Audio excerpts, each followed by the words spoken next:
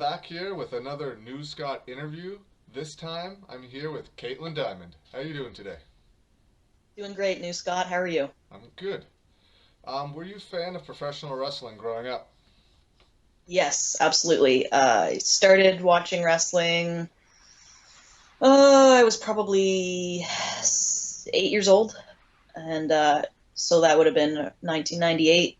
My brother was a big fan at the time. He was what you call a an Attitude Era bandwagoner. So I thought my brother was the coolest person in the world at the time. I copied everything he did, and that included watching wrestling. And then eventually, when wrestling wasn't the cool thing to watch anymore, he moved on, and I was too addicted to stop. So I just kept going. Who were your favorite people to watch back then? Were you into the girls back then, or the guys? Because women's wrestling is extremely different back then than what it is now. Yeah, I mean, I've always been into both. um, Jericho was always my favorite. And when I first started watching wrestling, like it was around the time that Trish and Lita were starting. Okay, yeah. And at first, I absolutely despised Trish Stratus. I thought she was a piece of garbage. She was everything that was wrong with women on television, et cetera, et cetera. And I'm really happy that I changed my mind about that pretty quickly. Um, I think now she's probably my favorite women's wrestler of all time. And it didn't take long for me to start liking her. Yeah, she changed a lot though from when she first came in to like a few years later. She really tried and improved like 1,000%. 1,000%. Like TNA, Trish, I can appreciate her now looking, but me being a 10-year-old girl, like, who's this bimbo on my TV? I can do better than that. So it was always like, I didn't like her, and I liked Lita, even though, I mean, in reality, she wasn't that much different.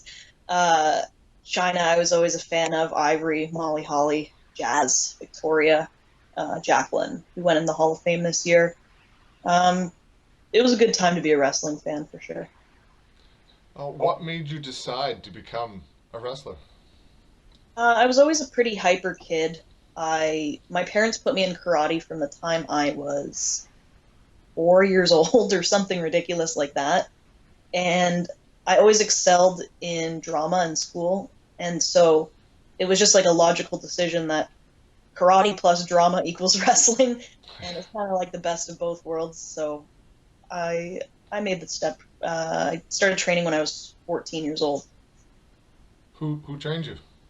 I trained here in Ontario with a guy named Irish Mike O'Shea and the Asian Nightmare Quan Chang. And, eventually in Mexico received more training, in Japan received more training as well. Did they have a school in Ontario that you went to, or was it just those guys like in a ring? No, they didn't have a school actually. It's it's a funny story of how it all came to be, really. Some friends that I had been introduced to, friends of friends, really, they were like backyard wrestlers, but they weren't stupid backyard wrestlers. Like they would try and put psychology in their matches. It was weird. Like they wouldn't do any hardcore stuff, but they um, they built their own ring and they did a charity show for their church, and it got the attention of the newspapers in the city that I live in, Brantford. So they were on the front page of the newspaper, like, kids wrestling for Christ or whatever the headline was.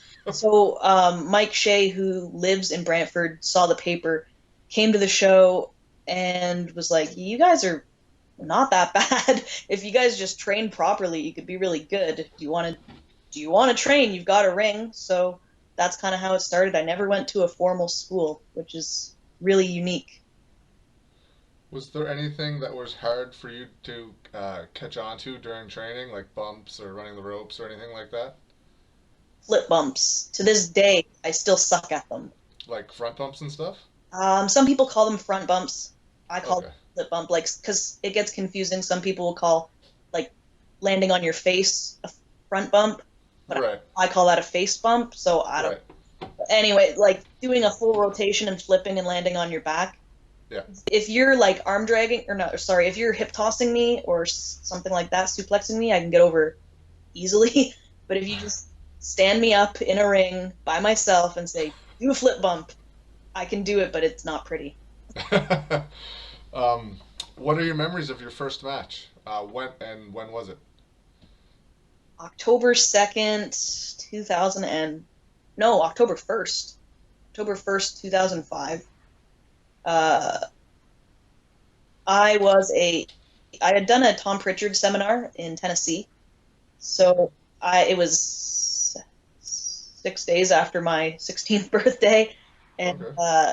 at the time you had to be 18 to wrestle in Ontario, which is why I hadn't debuted yet. Uh, Oh, they have a commission up there, right? It's different we there than it is. we don't anymore, Don't anymore. Okay. but we did at the time. So you had to be 18, and I was perfectly willing to wait. But I had gone to do this Tom Pritchard seminar in Tennessee, and he liked me, and he said, "Do you want to work tonight?" I was like, "Is that legal?" Yeah, we don't have any rules here in Tennessee, so I was like, okay. So what we did was they had their like local heel guy come out and just cut a promo, and I was a crowd plant. So he came out ragging on women and blah blah blah, and no woman here has the balls to fight me, and I stood up and I was like, I do. So uh, the best part about this all is the crowd completely believes it. Like, these people are, I guess, a little bit gullible, not to insult them, but they're the best because they bought into the whole thing. They That's the way it's supposed to be, right? Yeah. exactly. Yeah. So it took me into the ring. We signed this like fake contract that if he hurt me, I couldn't sue the company. And it was a really short match because realistically, I was supposed to just be a fan. So it was probably like 3 minutes, 4 minutes or something. Not even. Yeah, he beat me pretty fast.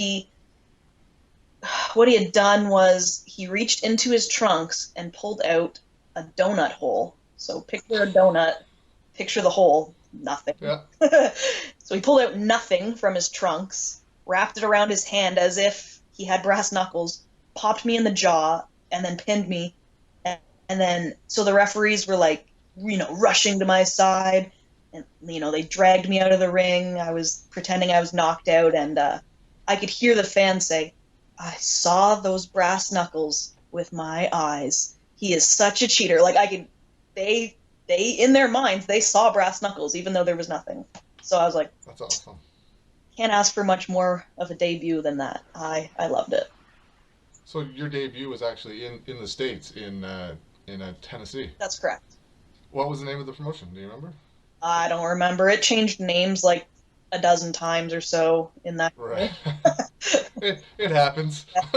It wasn't a big promotion by any means, but it was just what I needed. When you got back to Ontario, how did you start looking for bookings there? Well, I didn't because we still had the commission. I had to Right. wait. I did another trip down to Tennessee about 3 or 4 months later. See, I was still in high school at the time, Right. so I keep uh, forgetting about the commission. We've never had that here. Like we have like Madison was 15 wrestling, you know? yeah, it didn't take too long for the commission to absolve. Um, Lufisto actually ended up suing the commission, and that's how it got abolished. Good. I know, props to her, but Yeah. so yeah, I was still in high school, so I had to wait for like I think it was March break. I ended up going back down to Tennessee, and then I did a few shows there again. And then when I came back by the summertime, I think everything was okay to go. So I just caught bookings with people who Mike knew and people who Quan knew. Um, yeah, it was cool. I was 16, 17 years old, wrestling. Uh, I loved it. Yeah, I bet. Who were some of the people that you got to wrestle like back in Ontario? Oh my God, you're making me think. Uh, Misty Haven, who doesn't work anymore, she was awesome. Her husband's MVP still wrestles, and every time I see him, I'm like, She needs to come back, man. She's awesome. Uh, what was her name? Fox, not Alicia Fox, obviously. 21st Another Century Fox? 21st Century Yeah. Fox. She was out here at least once. Yeah, yeah, she was around back then. Does she not wrestle anymore? I don't think so. She was such a different person from her character to knowing her, because I met her the day of the show and she was like this little, well, not little, but she was just this quiet girl, and then she broke the curtain and bam, it was totally different. You couldn't believe it, right? Because I didn't know anything about her gimmick or anything until she went out there. It was crazy difference. Yeah, yeah, yeah. I don't know what she's up to these days. I think she just fell off the face of the earth. Um, I don't know, but I also got a match really early on with Ivory. Uh, Okay.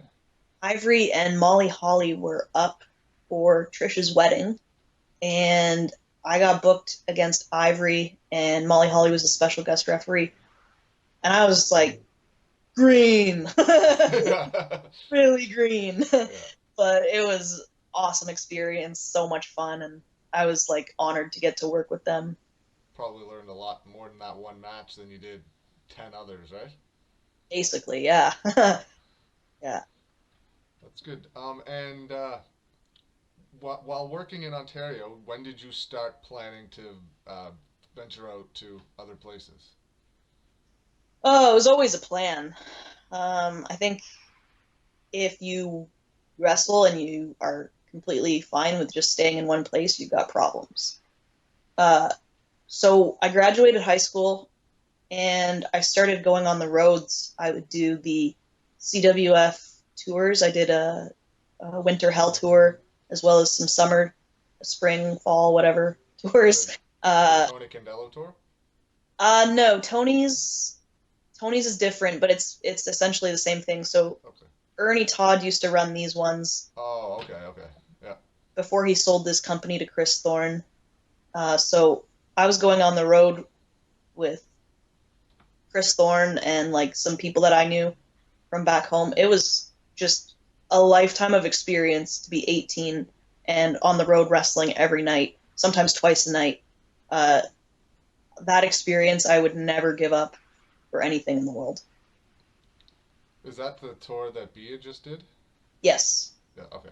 I thought so. I was just making sure. Oh, yeah, that company's been in business for over 20 years. Yeah, I didn't realize I knew who Ernie Todd was. I didn't realize that was his company, like the one he sold. Yeah, Yeah. same place. Nice. And so eventually you get to go to Mexico. How did that come about? Uh, I really had to seek the opportunity out. Uh, my friend, who was it? Scotty Turner, who I had done some CWF tours with, had gone, and he gave me Conan's contact information. And it's funny, I was just like shooting the shit with a guy named Mark House, who's from Rochester, New York. Uh, and we were just like, man, I'm getting so sick of just this this scenery and wrestling here and what more can we really do? And he's like, yeah, we should go to Mexico. I was like, watch your mouth because I'll go. He's like, no, I'm serious. So him and I we talked to Conan, and then yeah, we went to Mexico. uh, awesome time again. Mark only ended up staying for 2 weeks because he's a an adult with a job. But I had been working a shoot job for 5 years, saving money, and just getting frustrated because I could just do local shows on the weekend. I would travel to the States once in a while here and there if I could get some time off, but it wasn't like satisfying my wrestling needs. So I decided to quit my job. I had a good amount of money in the bank and I was just going to go to Mexico and see what happened. I didn't really have a plan. Was there a big cultural difference from living in Ontario and then moving to Mexico for 6 months? Yes. Everything, Yeah. literally everything. Just impossible not to get sick there, first of all, even if you don't drink the water. It's impossible. Uh, and just, I mean, if you're in Mexico and you go to Cancun and you go to a resort, that's not Mexico. You Right. you haven't been to Mexico. Mexico City is a dangerous place, which surprisingly I didn't have any issues with feeling like I was going to be abducted or anything like that. Well, that's good. Made friends with some local wrestlers there really fast. I think I had found a place to live after 2 days, which is Oh, awesome. nice. The second day I was there, I got booked on a show. So word travels fast in their wrestling community. And then I had a house and just the sweetest people. The living conditions, like the house I lived in there is huge compared to like my apartment in Ontario, but there's nothing in it. It's just like a huge house with nothing.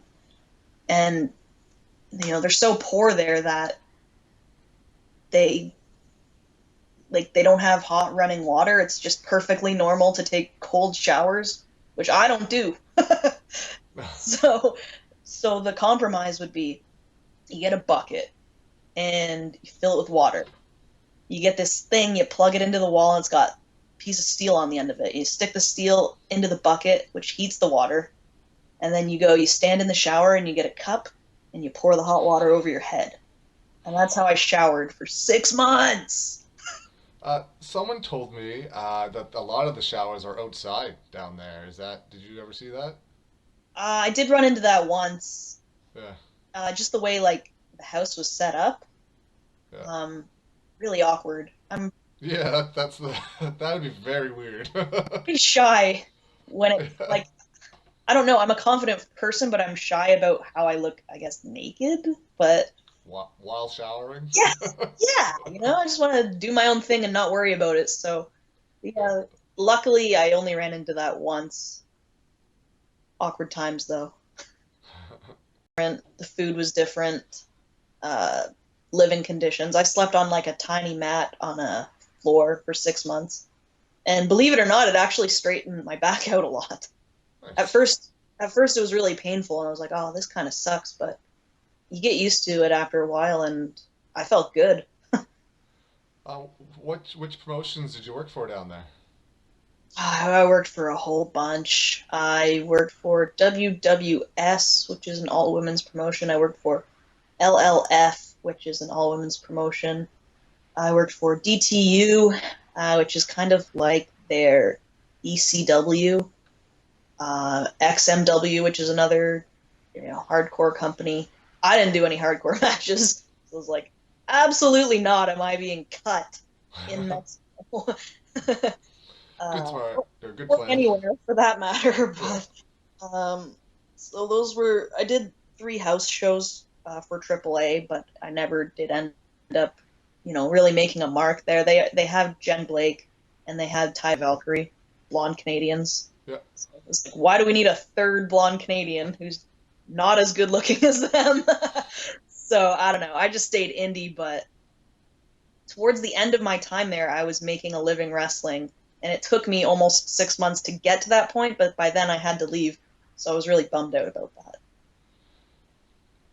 When you got there, I hear a lot of stories from people that when they first go to Mexico for the first time, that they get stretched out pretty bad by the other wrestlers there. Did you experience that when you were there? Um, Stretched out, no, but a few girls, Or beat up? uh, a few girls tried to fight me. Yeah. Not blatantly fight me, but Just test you in the ring, I guess is what I'm trying to say. absolutely, yeah, that happened.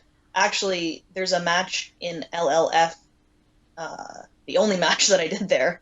And then there's this woman named Shakala who's like, I don't know, huge. She's like 350 pounds or something ridiculous. She's tall, and she really pissed me off. Actually, she was beating the hell out of me, which was fine. I wasn't gonna just not hit her back, and it's like I hit her back once, and the fucking world was over for her.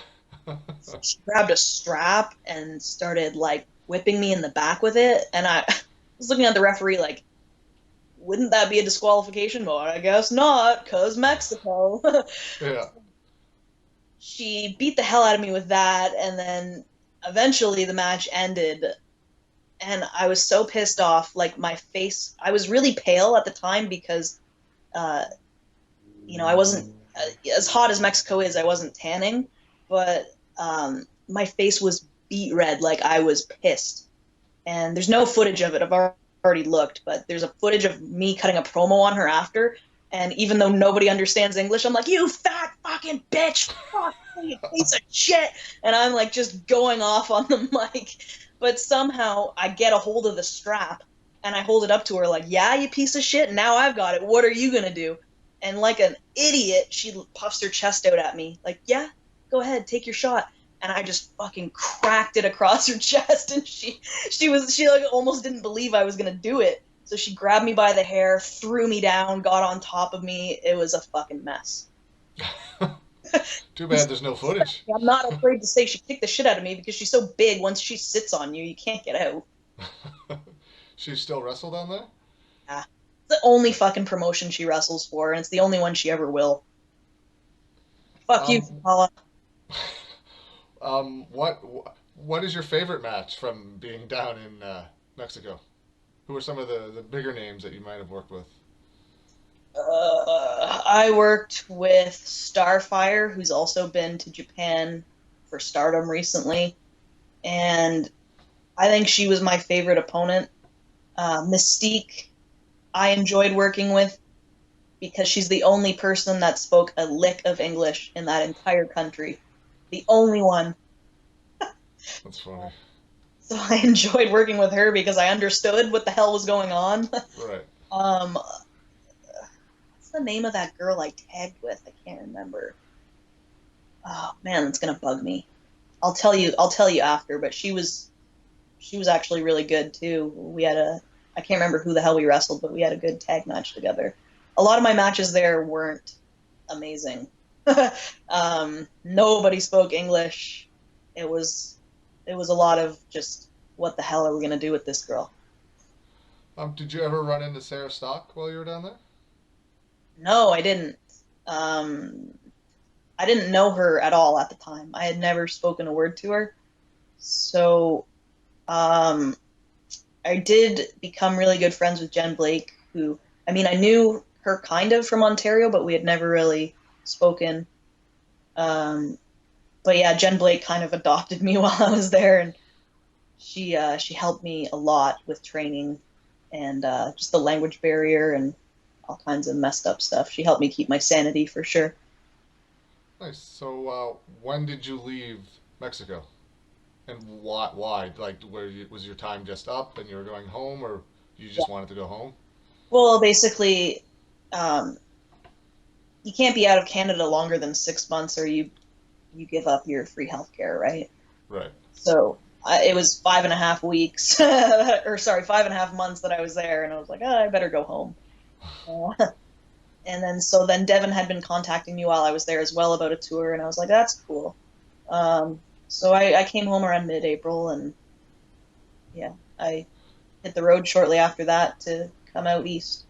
Yeah, you came out here in April of 2014 for the Beauty Slammers tour. How did Devon get in, or how did you, or how did Devon get in touch with you?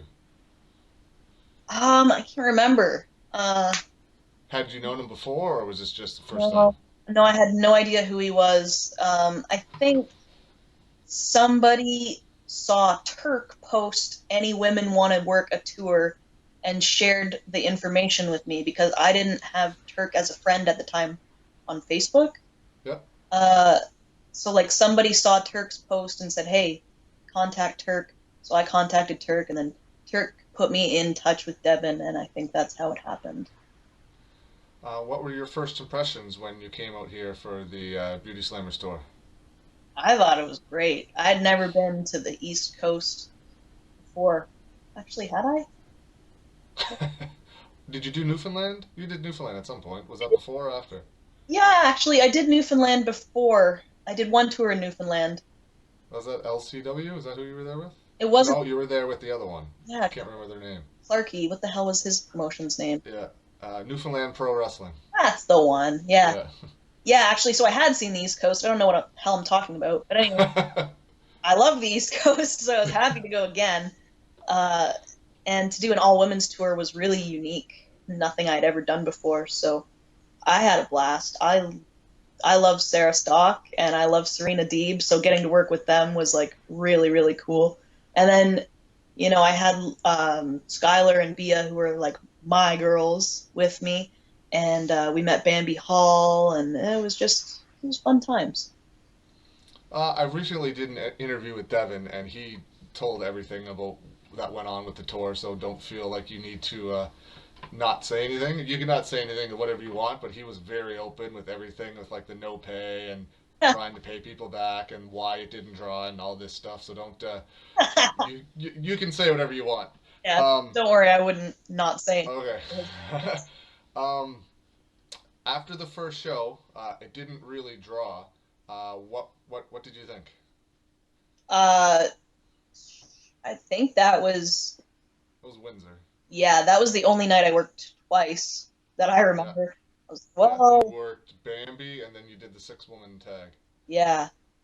Um, I was just, I wasn't so much concerned about the draw because, like when I had done all the CWF tours, they're all bought shows. So I assumed for some reason that Devon was a smart promoter and had the town buy the shows and not decided to run on the gate like an absolute moron. But yeah, he proved me wrong.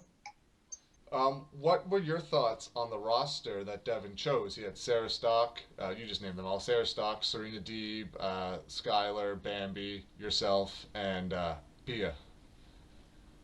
I thought it was a great roster, and every match was awesome from beginning to end.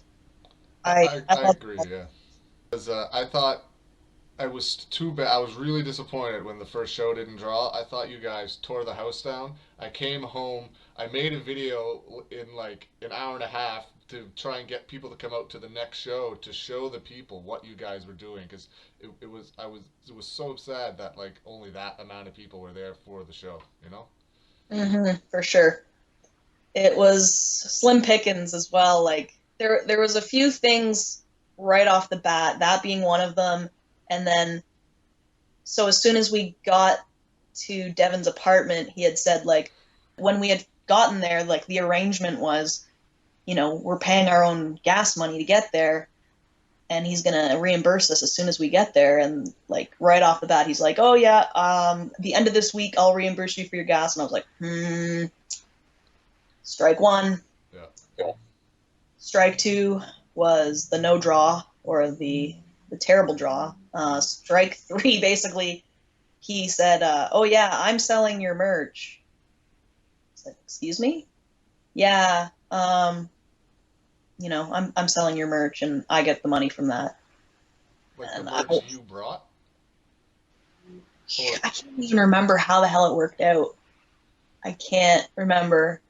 No, no, that's what it was. So sorry, it wasn't my actual merch, but it was him saying, if fans are going to take a picture with you, they have to pay me to do it, and I'm keeping all that money. right? Yeah, that's what it was. I remember that. I had a few kids come up to me after the show and ask if they could take pictures with people. I'm like, be my guest, you know, like it's Yeah, I thought that was extremely uncool. But whatever. It's not like he sold that many pictures to begin with. There's yeah, no people there, but yeah. So that right off the bat, I was like, something's just not right about this. yeah. But That's crazy. amazing experience. We're already out here, basically stranded, even if we wanted to leave. So we might as well just play it out and see what happens. That's crazy. You got to work Serena Deeb a few times on that tour. What are your thoughts of wrestling her? Was that the first time you ever got in the ring with her? Yeah, it was. I loved our matches, even though like I think I'm a terrible baby face, the worst, the worst baby face ever. But she's such a good heel.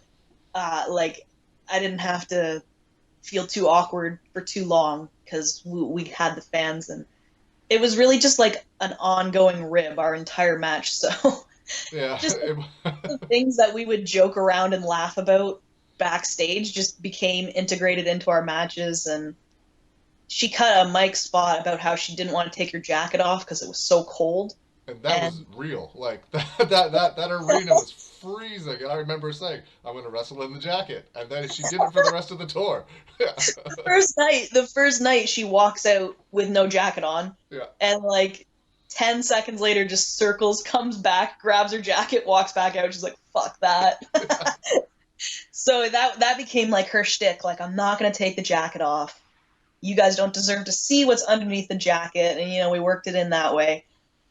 So she cut this promo, and yeah, I don't know. She's like, "Oh, I'm not taking my clothes off for anybody in this building." And we hadn't planned anything. I just grabbed the mic and said, "I think you've been taking your clothes off for people for a living for a long time." And she started laughing like she had to hide her face, and I knew I had her, and that's always a great moment when you break somebody. And then yeah, like our match psychologically I thought was so solid, but also really silly and just made us laugh. And that's kind of all we gave a shit about at that point. We didn't give a shit about the 40 fans in the audience. We just wanted to make ourselves laugh. So we would do spots where she would just repeatedly land on her ass over and over and over again. So she was just selling her ass the whole match because we thought it was funny. And there's a long time joke between my dad and I, because my dad always was gravitated towards masks. And so he would always just make stupid suggestions when we would sit around and watch wrestling and go, "You know what? Someone in a mask should just come out and beat that person up." And then the person starts beating them up and takes the mask off, and there's another mask underneath. And then he takes it off, and there's another mask underneath. So he would just, I said as a joke to her backstage, like, wouldn't it be funny if I was wearing three masks? Because I had all three of my masks with me. And she was like, "Will they even fit on your face?" So we had to test it out. And like my face looked huge with all three of those masks on. I looked like a hot mess under there. It was so hot, but we fit them on my face, and she's like, "Oh, we're doing this." So yeah, it was like, I think I had the blue demon on top of it all. She ripped it off, and then she turned her back to me immediately and was like, "Ah, I got her mask. I'm the best." And then she turned around, still a mask on my face. What? What the hell? And then, it happened again in the mask. This time, I really got her mask. Bam, same thing. What the hell? A third mask? Who the hell wears three masks? Like, it was just stupid, but fun. Yeah, it was. I filmed a couple of those matches. They were super fun.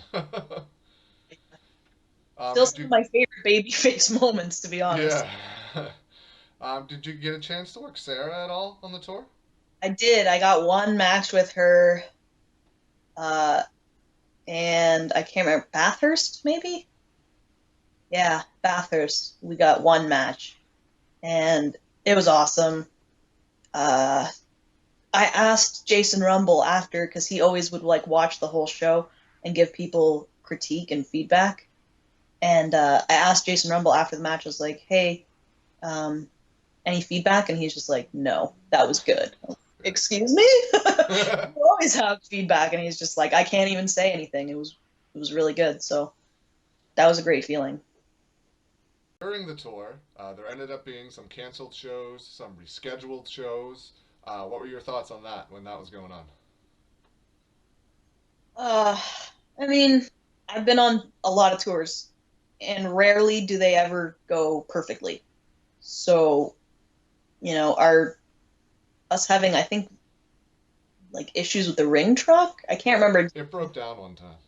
Yeah, which isn't surprising. It usually happens about once a tour, regardless of who you're with. So, I mean, it was definitely a pain in the ass, but we couldn't do anything about it. We just made the best of it, and I think it brought us as a crew a lot closer, to go through all that together. Yeah, you guys had a couple. I think it was Daniel told me the story about you guys being stuck in Miramichi, I think it was, for a couple of days and going to the army bases and playing with the tanks and stuff. That's right. I didn't end up going to the army base, but Yeah, we were stuck there for a while. I can't remember again why. Oh yeah, Devon had a breakdown. Yeah, he went to an AA meeting. Is that I don't know if that's true or not, but that's what Daniel said. he definitely had some sort of a mental breakdown, Yeah. and Sarah had to be like, "Look, get your shit together, bro."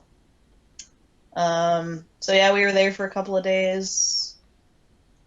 Uh, um, we actually had a really awesome time. It might have been Miramichi. We did a the show that we did that was on the army base was the day we found out his business partner was leaving, and we were pretty fucked. So we all wrestled extra hard that night because we were pissed off. But then the army guys helped us tear down the ring, which is was so nice. Like when you're tired and you're beat up and you're sore and you're pissed off, just somebody lending a hand is amazing. So we were really happy they helped us tear down the ring. And then they had a bar upstairs, and we just got all of us collectively shit faced together. It was a good bonding moment. We're like, we're fucked, we're stuck, let's get fucked up. You got Devin gave you guys the opportunity to stop the tour, right? To not continue. Yeah, but we were in New Brunswick. Daniel's car was in Halifax. So how are we going to get back to Ontario? He says he gave us that opportunity like he's some kind of a fucking saint, but really we were stranded, and we had no choice but to continue. I would have continued anyways because that's the kind of person that I am, but he didn't really do us a favor by giving us that option. We had no choice but to go back to Halifax, and you know, in one of his two vehicles, either the ring truck or the van. So he didn't do us any favors. But yeah, we did continue on with the tour as we probably would have anyways. And then yeah, we drove Dan's car from Halifax back to Ontario when we got there. And after the tour ended, what did you think when you found out you weren't going to get all or any of your money from working that 2 or 3 week tour, however long it was? I got about half of my money. So I don't know. Devon is such a charismatic guy, and his personality. He's a very good worker, to be honest. He had me believing for sure. I'm gonna go home, and on Friday he's sending me my money. So it was really disappointing to learn what a liar he is, and he continues to work me to this day about it for reasons I have no idea why. Like he messaged me in December before I left for Japan saying like, I can't afford to pay you much, but I'm going to send you $50 on Friday, and every little bit helps. And I was like, yeah, sure, man. And haven't heard from him since. Did Like, he send the money? no, of course not.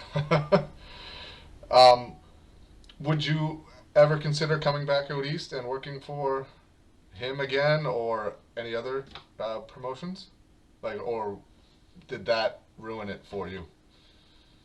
As long as it's not his promotion, I have no problem coming back out east. Uh, as long as I trust that the money is going to be there, I have no issues with it. So I don't think it would be a problem. He doesn't run shows anymore because He's the booker for Ultimate Championship Wrestling. He's not the promoter. He's the booker for Ultimate Championship Wrestling now. Chuck yeah, Martin's the promoter. yeah. I mean, I would work for them. He he can book a match. It's not his money, so And they just started up their new Beauty Slammers division too, so there's always room. interesting. Well, hey, you know how to get a hold of me. um, you Madison Miles was 15 years old. She just finished training school about maybe a week or even a couple of days after training school. Yeah. She was up in Ontario with you. How did that happen? Well, uh, I had contacted Chris Thorne about his CWF tour, and he's like, "Yeah, yeah, come on, you're booked, but you got to find me a girl." Um, and finding a girl that can just go on the road for 2 weeks is really hard to do. People have other commitments, they have jobs. She was in grade 10 in high That's school. right. I literally asked every Canadian women's wrestler on my Facebook page, like every single one of them. It's like, can you do this? And it's always with Thorne, it's always like a week before. Oh yeah, we're leaving on Tuesday. Frank, it's Sunday. Yeah, I know. So I was like, man, it's such a long shot to contact her, but might as well try. So I did, and she was, she asked her parents' permission, and they said yes, and the rest is history. I was so happy that she was able to come. I was just looking for a body, truthfully, but I'm glad that she came, and we became very close, and she's like my little sister now. How did the matches go with her up there? I think she had one match here before she left. Yeah, the matches were rough, um, but not, you know, with anybody that's never worked before, that's the way they're gonna be. They're not Oh, gonna, absolutely. they're not gonna be 5-star classics or anything like that. So I think she improved a lot from the first night to the last night. Uh, it's a matter of confidence, and when you're debuting, it's very hard to be confident. So we just had to, teach her things slowly, and make sure that we were extra. I don't know what the word is. We just had to make sure that we were on the same page. And I'm really proud of her. She's doing great, and she's still so young. She's got so much time to get better. So She just turned 16. she reminds me a lot of myself, and Yeah. that's why I care about her. What type of person do you think it takes a 15-year-old girl to leave high school, to leave her parents, to go to a place she's never been before, to tour with people she's never met before? What do you think that takes at 15 years old? That's pretty Uh, young. yeah, I think it takes a pretty crazy son of a bitch, to be honest with you. um, Did she but handle it well when she was there? she handled it great. Yeah. Not 1 second did I think she was scared or want to go home. Like I've been on tours with wrestlers from Ontario who left because they're pussies and couldn't handle it. So she she was awesome. She was a really really good kid. Recently, you had the opportunity to go to Japan. How did that come about? Well, I'd been harassing cheerleader Melissa for about a year. Truthfully, She I finally had caved. I'd been working some femme fatale shows she was on, and it's funny because I've always looked up to her since I got involved with wrestling. So I saw her at Femme Fatale, and I think the first 2 times I just said like, "Hi, my name's Kaitlin. Nice to meet you," and just kind of ran away because I don't know. I don't get like markish for too many people, but she's somebody that I love. So one night by chance we just happened to be selling merch beside each other, and she was selling a Stardom poster, and I looked at it and I'm like, is that Starfire? I worked with her in Mexico. And she's like, yeah, you know her? And then we just broke the ice that way, started talking, and we went to the after party. I bought a pitcher of beer for myself, and then she just started pouring it into her glass, and I was like, okay, I'm not going to say anything about that. Drink as much as you want. um, I actually asked her if she'd ever had any experiences with Reina because the summer before that, when I was wrestling out west in British Columbia, Reina had gotten a hold of me. I did a Skype interview with them and everything, and they were like, "Yeah, you're really good. We want to book you." So, of course, I went around telling all my friends, "I'm going to wrestle in Japan," and then one day they just stopped talking to me. They completely ignored me, and uh, I felt like a pretty big idiot. for telling all my friends I was going to wrestle in Japan. So I asked Melissa about them, and she's like, "No, I work for the better company. I work for Stardom." And I was like, "Oh, okay." And Interesting. then, yeah. So she ended up telling me that she's the foreign talent coordinator, which, like, I didn't know that she was, and that's not why I was talking to her or anything. But Here, she, take my beer. she told me that she was, and just to keep in contact with her. So every time I would see her, I was like, "You got anything? You got anything?" No, no, no. I would text her, "You got anything?" No, no, no. And I was on the way back from that tour with Madison, and I think we were just passing through Montreal. It was around 1 in the morning, and she texted me, and she never texts me. And she's just like, "Hey, girl." I'm like, "This is weird. What's up?" And she's like, "You want to go to Japan?" And I was like, "Yeah." Yes, please. want it, don't you want the information? And I was like, "Well, yeah, but the answer is yes." So she called me and we talked on the phone, and we talked on the phone for the next few days after that, just sorting things out. But I knew the answer was yes, and I have her to thank for my opportunity there. And you work for Stardom over there, right? That's correct. Did you work for anyone else or just them? No, we did do a non-stardom show at a convention where they had MMA, boxing, and wrestling. So there was a men's wrestling company there, but Stardom was the only like female women's company that was represented at that convention. Um, I had to sign a contract with Stardom that I wouldn't work for anybody else. They're very Okay. very serious business over there. So Right.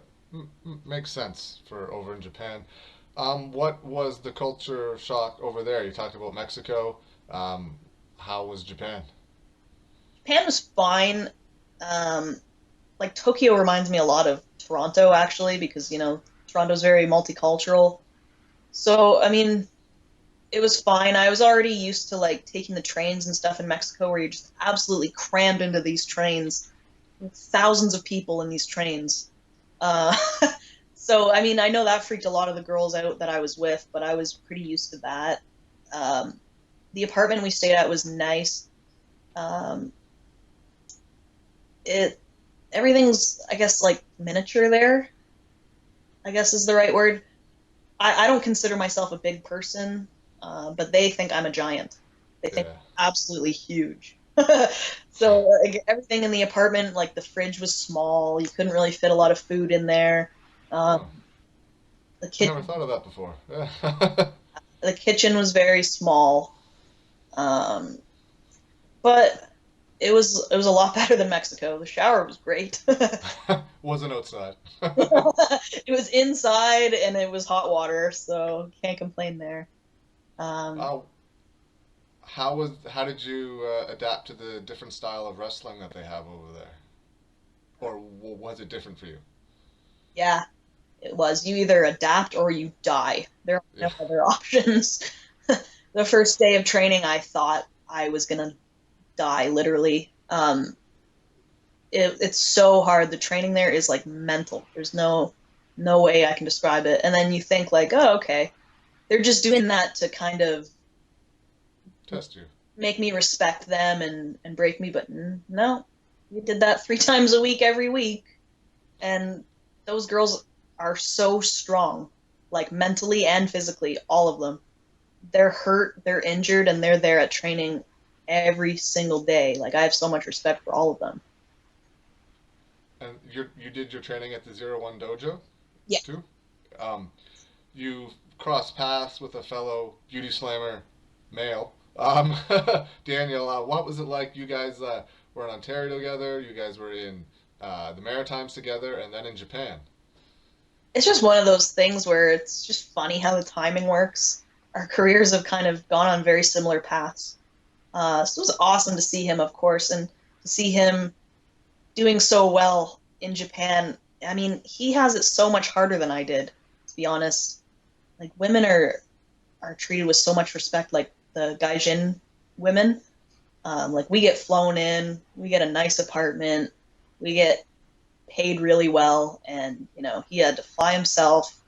He's staying at an apartment but it's not very nice. And sometimes he gets paid, sometimes he doesn't. He's really busting his ass to be there, so I give him a lot of respect for that.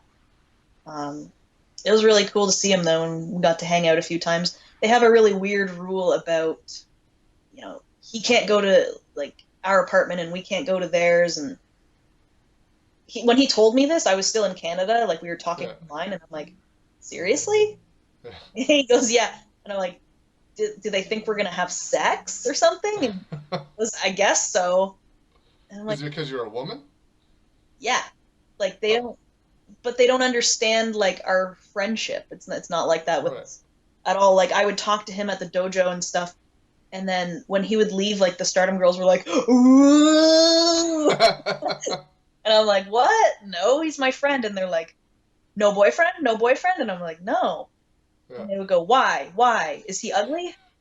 And I'm like, I don't think he's ugly at all. I think he's a very handsome guy, but we're just friends. And like That's they funny. don't understand how that could possibly happen. I think their culture is just different. Who were some of the Japanese girls that you worked over there? I worked every single Japanese girl on that roster except for Azumi and Starlight Kid, who are like literally children. Um, I worked. Who did I work? I worked Kyoko Kimura. I worked Chris Wolf. She's not Japanese, but I worked Kelly Skater. I worked Evie. I worked Hiroyo Matsumoto. I worked Hiromi Mimura.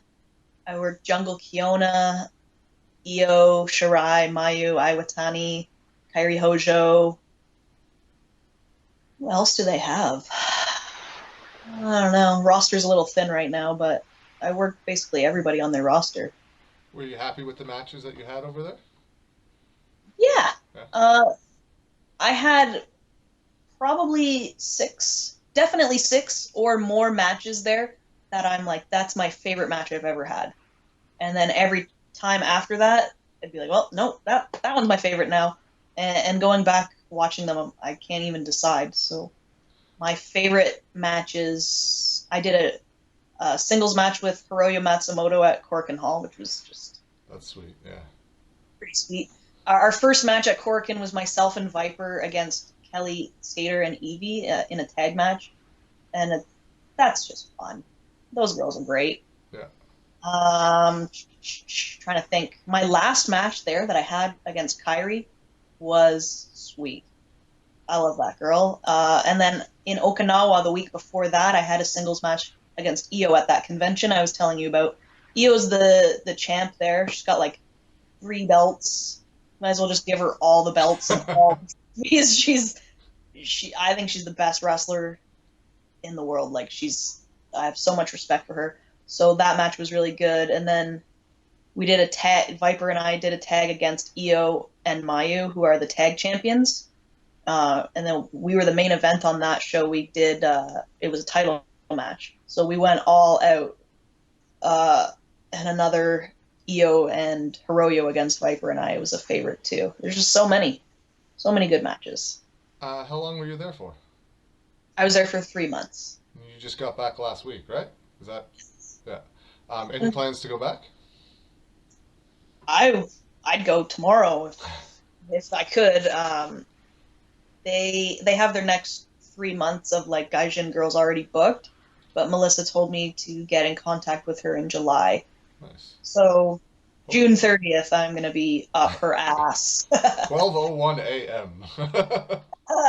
Pretty much. It's She's in July. she's in the West Coast time zones. I'm not waiting for her time. Right. What are you doing now? Do you have any bookings, any shows coming up? I do. I'm going to be wrestling at CWF. So not only do they do tours, they also run St. Catharines, Ontario as their home base. So my first show back is going to be on Saturday with them. I've got a match against Jennifer Blake in Kitchener the following week, which I'm really excited about because I think I've only wrestled Jen once. How have more people not booked that? I don't know. So I'm really pumped about that. And then Oh, let me just book that. I've got a match with Sandra Bale in Ottawa. I think she was Following week I just here. I think she worked Madison in IHW like two did. weeks ago or a month ago or something. Did. So, I mean, this month is already looking pretty good. My body needs the rest though too. So, I mean, I'm hustling, but I'm not really hustling too hard. This weekend I didn't have a show and I just laid around like the lazy bitch that I am, and it was awesome. You probably My need the body, break though from like all of that. That travel must be. How long is the flight from Japan? I don't know. It's actually not as long on the way home as it is on the way there, but Okay. it's so uncomfortable. Yeah. And when you're in that kind of pain, to have to be forced into that confined area is maddening. Yeah. I was also so burnt out because our last night there, we had fans. This guy owns a restaurant, and he basically shut down his restaurant to have our going away party there. And so we had like a ton of food, dessert, drinks free all night. Like these people treat us like gold. So I was out drinking until 4 in the morning the last night I was there, and I had one beer on the plane, and I just couldn't even do it. So burnt out from travel, working, drinking, everything. But Just having fun. I definitely need the rest. Yeah. Back to some of those generic questions you love. Um, thoughts on the effort a pro wrestler needs to have in the gym, getting properly trained, and effort in getting booked other places? Well, of course you need effort for all of those things. If you don't look like a wrestler, chances are people won't book you, regardless of how good you are. If you don't look like a wrestler, you've got to be the best fucking wrestler in the world to make a name in this business. Look is very important, which is something I wish I kind of worked harder at earlier in my career. Um, I've always been in like semi good shape, but just the last 3 or 4 years, I've really been making a conscious effort to make sure I look good. So that's definitely important. What else did you say? Effort in getting booked other places. Like like you talked about it earlier. Like if you're content with just working in the one place your whole career, there's something wrong. Like, do you think people need to get out and work everywhere they can as much as possible? People need to leave home, right? If they want to make wrestling a career, yes. If you will find people who are like really just content and happy. They love wrestling and they know they're not going to make it anywhere, and it's kind of like a passionate hobby. I don't have an issue with those people because they're not, working elsewhere, taking bookings away from people that are trying to make it as a wrestler. But if you want to make a living doing it and you want it to be your job and your career, you can't stay put because you reach a plateau in one spot and then you don't have anywhere to go from that. And it doesn't look very good on your resume. Wrestled for one company her entire career. Congrats. Nobody ever says that. Yeah, so it's very important. And what you said three things. What was the last one? It was in the gym, getting properly trained was the other one. Properly trained. Very important. I find this issue happens a lot with women. They go to training for 6 months or a year or however long before they have their first match. They have their first match, and then their ego blows up, and they go, I don't need to train anymore. I'm a wrestler. No, that's not true. The best wrestlers in the world still train. And the reason they are the best is because they still train. So if you ever think you're done training, you're an idiot. If you could put one match on a DVD of yours to show somebody what you do, what match would you choose? Ugh, all six of them that I just talked about. Yeah. Uh, I don't know. I don't know. I You can don't. choose a couple. Like, what stands out to you right away when I say that? Like, generally a match will just jump to your head. Yeah. the tag title match Viper and I had with Thunder Rock is my favorite tag team match ever. Uh, and then it's a toss up between my match with Io and my match with Kyrie that I had a week apart from each other. But I think I would go with the Kyrie match just because I felt a little more on as a character. My match against Io, like I didn't have my manager there, and it was for a non-wrestling crowd, so it was more of a simple match. Whereas my match with Kyrie was in Osaka in front of fans we wrestle in front of every month, so I couldn't really take it easy. So those two, I guess. Now maybe I'm just saying that because they're the most recent. I don't Yeah. know. Everyone I loves that really, question. I really like so many of my matches from Stardom. If you are not a member of Stardom World, subscribe on YouTube. It's only like $6 a month Canadian, and you get all of the Stardom matches plus bonus content and footage, kind of like the WWE Network, but with Stardom.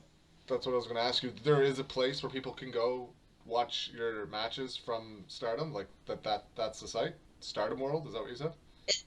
You would just go on YouTube and type in Stardom or type in Kaitlin Diemond or whatever you're looking for. The videos will come up like they regularly would on YouTube, but there will be a dollar sign beside them Okay. that you have to pay. So I'm sure it's simple enough to figure out. Sweet. If the WWE Performance Center was around when you got started, is that something you would have chosen to do? Yes, To try to get there? Or do that? absolutely. Um, my goal was always kind of to just show up in Florida and be like, here I am. Hi! Hi, Sarah, who's now a trainer. Yeah, yeah. I don't know how easy it is, mind you, nowadays. Can indie wrestlers just show up and train? I don't think so. I think it's only, They have tryouts. They just did one like a month ago with a whole ton of people, and then they pick people from that. yeah, it's only contracted wrestlers that they would have go there. I did do No, they select a fairly large group of indie. I don't know if they select or you contact them and then they say you can come, of like uncontracted WWE guys from everywhere, and then they go and they try out, and then that's how they get their contract or their developmental deal. right, right, right. Yeah, I mean that's always something that's in the back of my mind. I did do an on the road tryout with them in 2014 as well that I received great feedback from. Uh, and then you just Did you have a match or did you just train? I had a match. Who did you work? I worked a girl named Angel Dust who is from Ohio because I believe we were in Columbus and it was before the SmackDown taping. Okay. Uh, and like Paige and Emma and all these Sandow and Xavier Woods, all these people are around ringside watching you, and you get the best feedback in the world from them. They all loved it and couldn't tell me anything to do better, and I was like, "Is this for real? Or is this a rip?"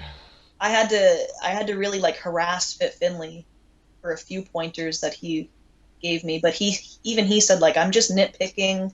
It was really good, but here's a few things just for the hell of telling you Right. something. It's like I'm too loud because I'm used to wrestling in front of like indie audiences where there's no microphones on the cameras. Yeah. So I was like shouting at the top of my lungs, like Angel Dust, ah! Like beating her up, and they're like, yeah, tone it down a bit. Yeah. And just things with like my mannerisms when I was, you know, bumping her around, I was going like, get up, get up. And they're like, what? If you're in a fight, why would you want your opponent to get up? It's like, Right. I wouldn't. Good. Good point. But even in that theory, why would you leave your opponent and hit the ropes or go to the top rope? You know what I mean? There's no right or wrong There's a answer to that. yeah. So funny. So I had a match last year against Courtney Rush, and Jake Roberts was there, and I know him from like LCW, Yeah. so he always watches my matches. And so he was watching my match with Courtney Rush, and we get in the back, and he's like, "You got to be more animated. You got to be like, come on, get up." So Fit Finley told me not to do that, and that's the only reason I stopped doing it. And he's like, "Well, who are you gonna listen to, Fit Finley or Jake Roberts?" And I was like, "I don't know. I don't know." Since you're here, you. Pretty much.